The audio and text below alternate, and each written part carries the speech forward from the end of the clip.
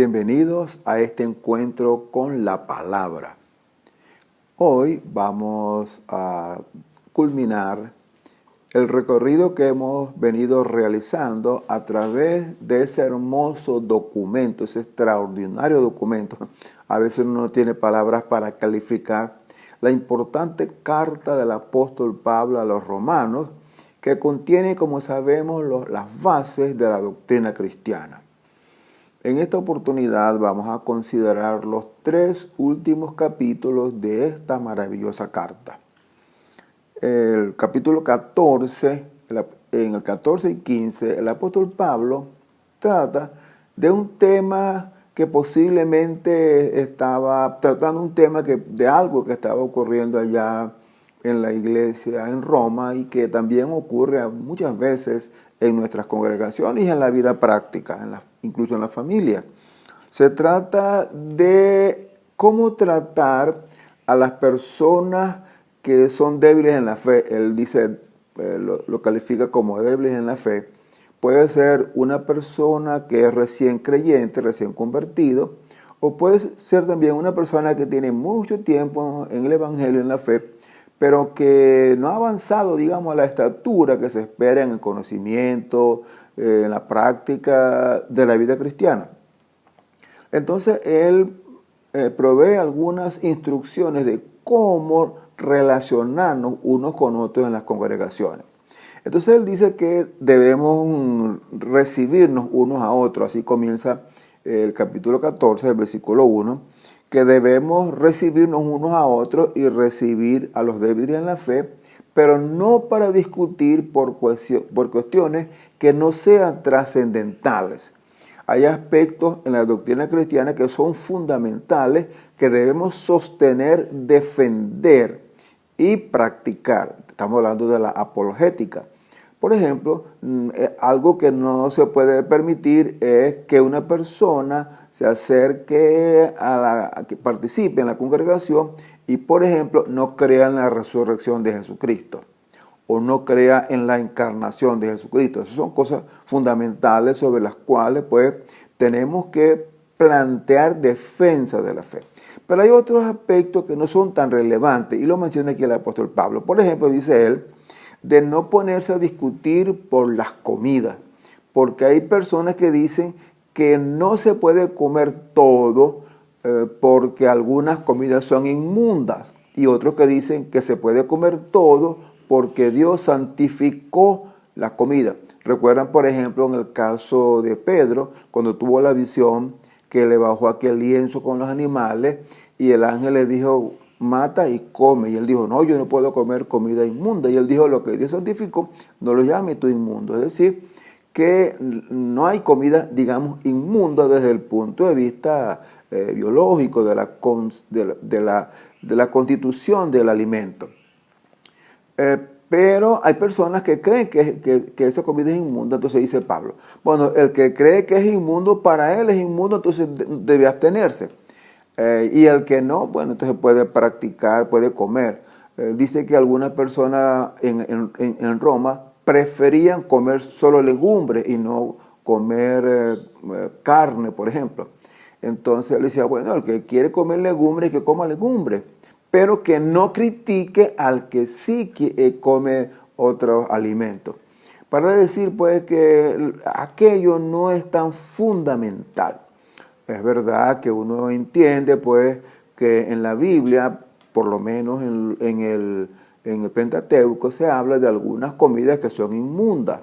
Ahora nosotros sabemos el trasfondo del por qué aquellas comidas se definen como inmundas, pues no es de carácter religioso, sino de tipo sanitario. Esto es lo que plantea aquí el apóstol Pablo. También él plantea, pues, que no debemos estar discutiendo por asuntos tales como el guardar los días festivos que practicaban los judíos, porque había la tendencia de incorporar en la práctica de las devociones cristianas las fiestas religiosas judías. Entonces Pablo decía, bueno, el que quiera guardarlas, que las guarde, y los que no, bueno, no están en la obligación porque sabemos que tenemos otra realidad. Y algunos decían, bueno, que Dios, todos los días son para Dios y no solamente algunos días. Es por ejemplo el caso aquel de personas que quieren guardar el sábado, que quieren guardar como día de reposo, que quieren tener, por ejemplo, el día de Pentecostés, guardar el día de Pentecostés, guardar la fiesta de los tabernáculos, que son fiestas que estaban establecidas en el Antiguo Testamento, que tenían propósitos pedagógicos para el pueblo, pero que con la venida de Cristo ya perdieron trascendencia. Pero Pablo dice, no se pongan a discutir sobre eso. Algunos quieren guardar el sábado. Bueno, guarda el sábado, con tal de que no piense que el que no guarda el sábado entonces está perdido, ha perdido la salvación. No, esas son cosas que no son trascendentales en lo que se refiere a la condición genuina de la fe cristiana. Una persona que no practique los ritos del judaísmo, dice Pablo, esa persona pues no tenemos que cuestionar el que se practique o el que no se practique. Él dice pues que lo importante es tener una conciencia clara de las cosas como uno las hace. Y él dice pues que cada uno, dice entonces, cada uno dará cuenta ante Dios de la conducta que asuma, de las creencias que profese. Dice que ya no nos juzguemos los unos a los otros. Nosotros no tenemos que estarnos juzgando los unos a los otros, porque eso no es función que le corresponda al creyente. Nosotros sabemos que quien juzga en realidad es la palabra, quien emite el juicio verdadero.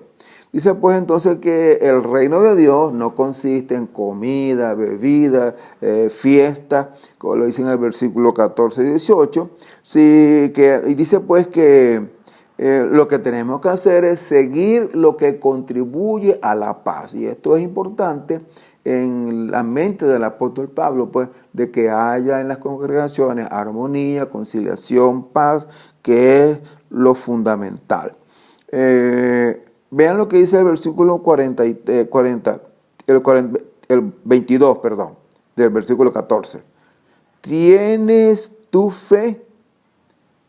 Tenla para contigo delante de Dios.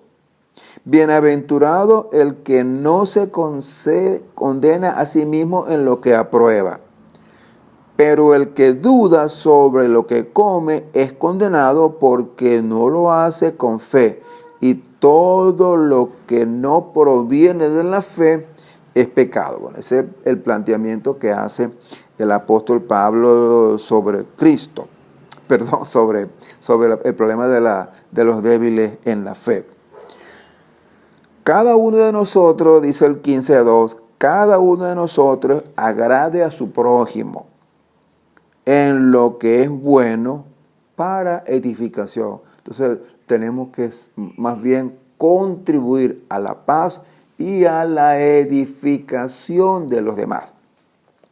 Recuerdan que allá en el versículo, en el capítulo 12, versículo 18 dice, si es posible, en cuanto dependa de ustedes, están en paz con todos los hombres. Esto aquí lo está ratificando para la importancia de mantener la paz, la convivencia, la conciliación y no discutir por cosas intrascendentes y llevar a la congregación divisiones por algunas cosas que no tienen relevancia desde el punto de vista de la sana doctrina.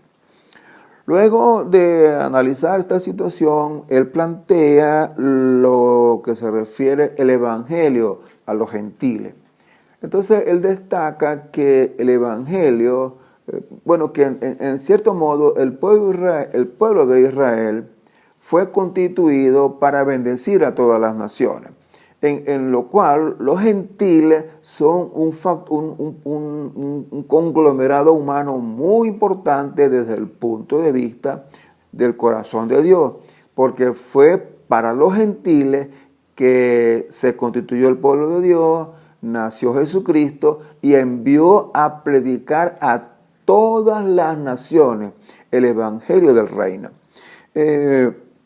Entonces menciona pues que en distintas partes de la Escritura se hace énfasis al hecho de que los gentiles van también a llegar al conocimiento de Dios, van también a aceptar la creencia, la fe en el unigénito Hijo de Dios y que van a alabar a Dios.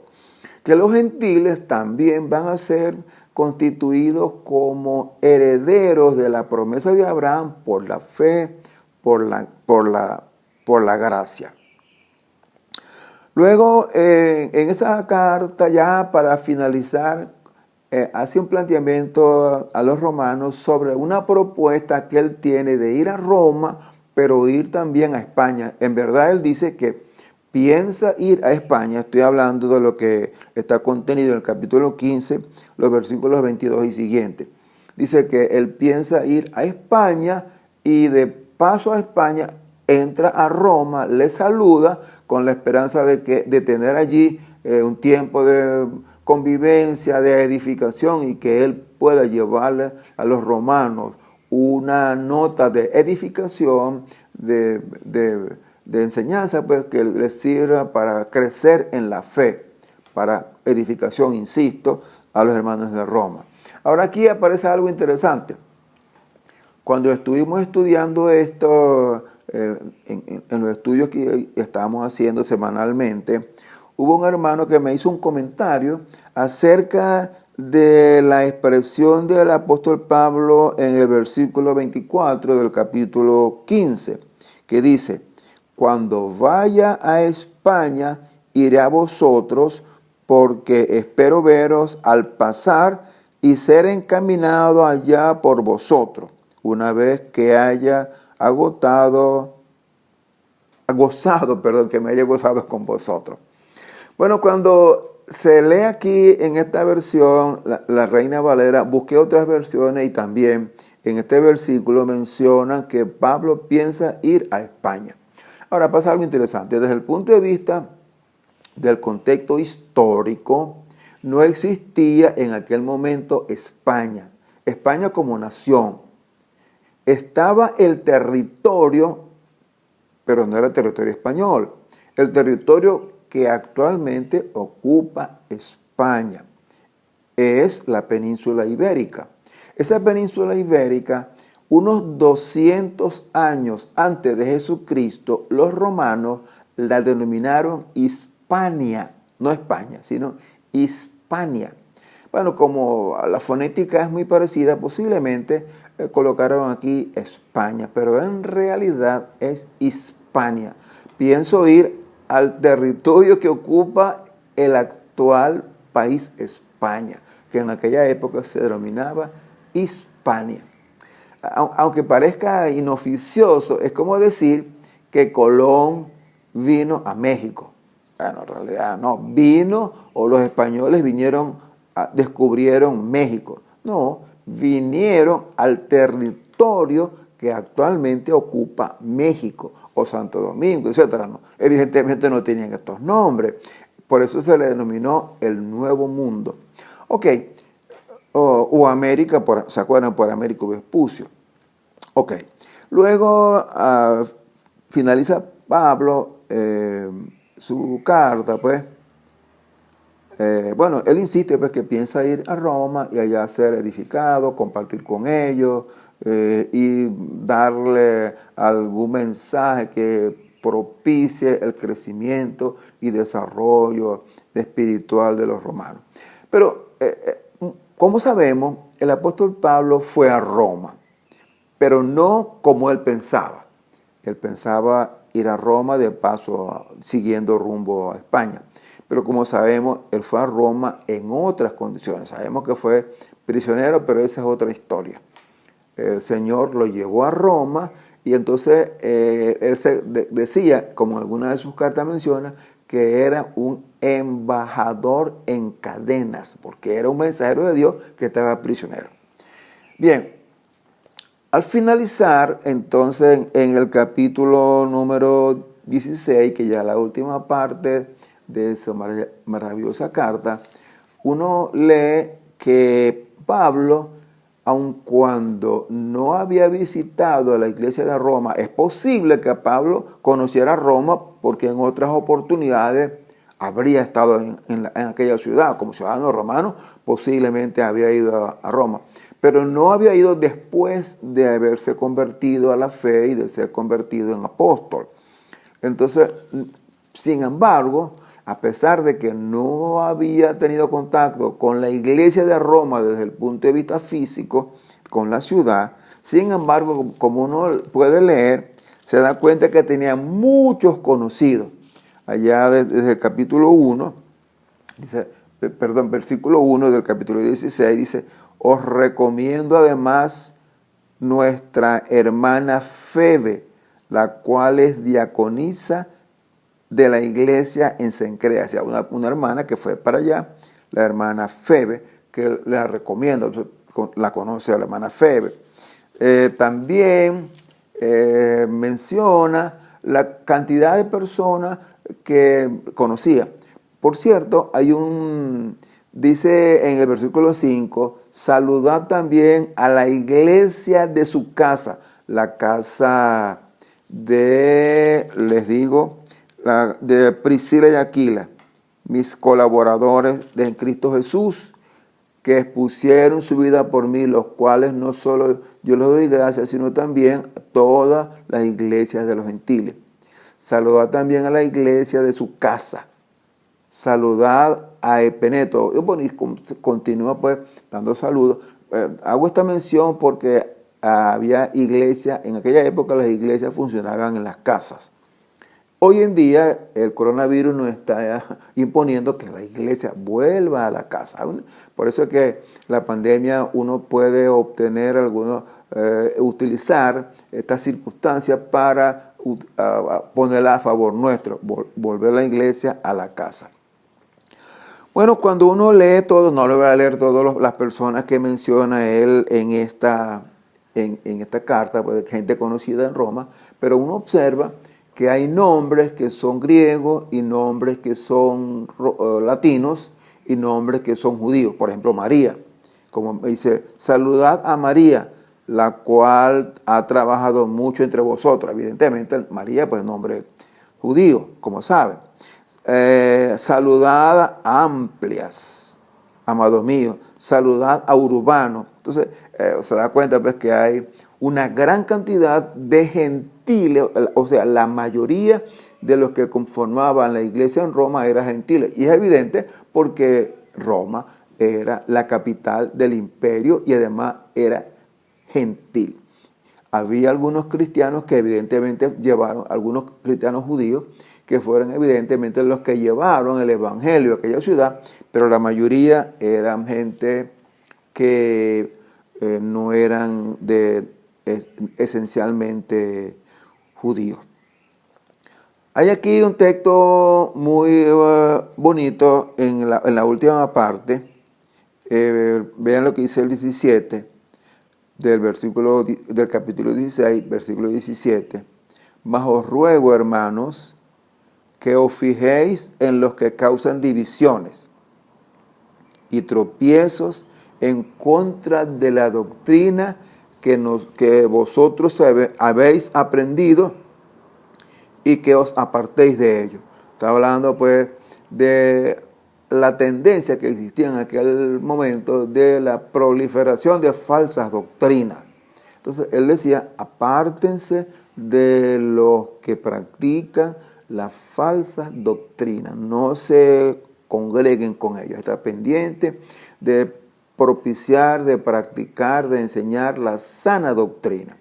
Y ese es un llamado que también se hace hoy en día, porque proliferan mucho las falsas doctrinas.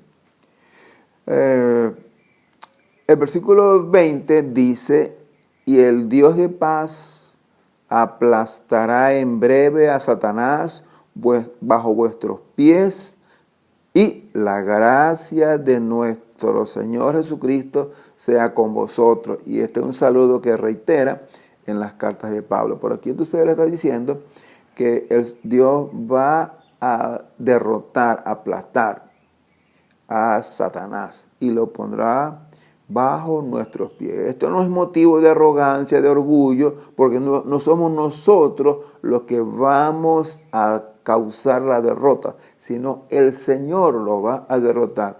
Y nosotros debemos recordar lo que dice la palabra: someteos pues a Dios, resistid al diablo y de vosotros huirá. Eso es lo que nos corresponde a nosotros. Dios lo derrota. Satanás no puede batallar contra Dios, porque imagínense, Satanás es un ser creado, pero batalla contra nosotros. Entonces nosotros no vamos a pelear contra Satanás, lo que vamos a hacer es someternos a Dios, someteos pues a Dios, resistirle, y Él va a escapar, va a huir.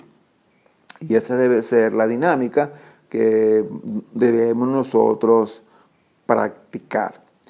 Bueno, hay un dato también interesante aquí en el versículo 20, que cuando están saludando, comienzan a saludar las personas que estaban con Pablo cuando escribió la carta. Entonces, estaba con él Timoteo, o saludan Timoteo, estoy leyendo el versículo 21, mi colaborador, Lucio, Jasón, etc. Pues. Y luego habla en el versículo 22, dice, yo Tercio. ¿Quién es Tercio? Dice uno. Bueno, Tercio fue quien escribió la carta, fue el escribiente de Pablo. Pablo le dictaba y él escribía la carta. Bueno, finaliza Pablo con una doxología en el capítulo 16, versículos 25 al 27, nos muestra una doxología, pues, hablando acerca y aquel que puede confirmaros, el que puede fortalecernos, el que puede darnos lo que necesitamos. Dice, el único, finaliza diciendo, el único y sabio Dios sea glorificado mediante Jesucristo para siempre. Amén. Y así concluye Pablo este maravilloso documento, dándole la gloria al único sabio Dios, dándole la gloria a Dios mediante Jesucristo. Y destaca entonces el hecho de que Dios es el soberano, quien merece la gloria, y Jesucristo en su rol fundamental, quien es el mediador, a través de quien podemos llegarnos a Dios, que vino pues para morir por nosotros, que para Pablo es fundamental. Como ustedes recuerdan, con Cristo estoy juntamente crucificado, no vivo yo, Cristo vive en mí. Esto es el sentir del apóstol Pablo.